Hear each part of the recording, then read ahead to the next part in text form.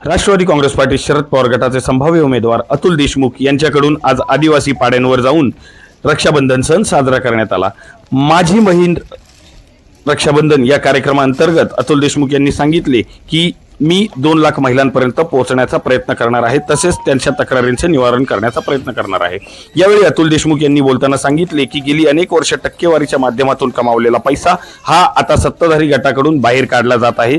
तसेच 2 दिवसांपूर्वी झालेल्या सभेत ही कोणतीही गर्दी आलेली नव्हती, तर फक्त रोजंदारीवर आलेली माणसे होती। यावेळी अतुल देशमुख यांनी अनेक विषयांवर चर्चा केली। फोकस महाराष्ट्रासाठी सिद्धेश कर्नावट। पवार गटाचा जो जनसन्मान रॅलीच्या दरम्यान महिला मेळावा असेल, युवक मेळावा असेल, तो झाला आणि तो मेळावा अतिशय चांगल्या पद्धतीने झाला असं आम्ही पत्रकार म्हणून सांगू इच्छितो।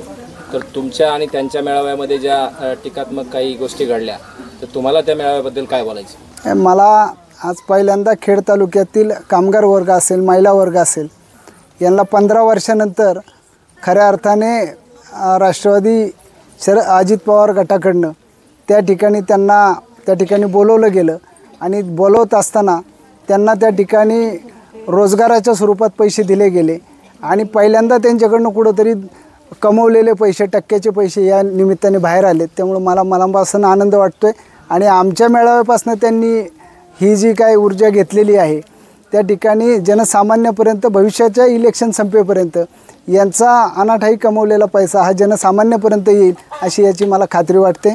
आणि त्या ठिकाणी जे लोक आलते, विशेष करून महिला आलत्या, ते कामगार आलते, ते सर्व पुढारी राजकीय जीवनातील नव्हते।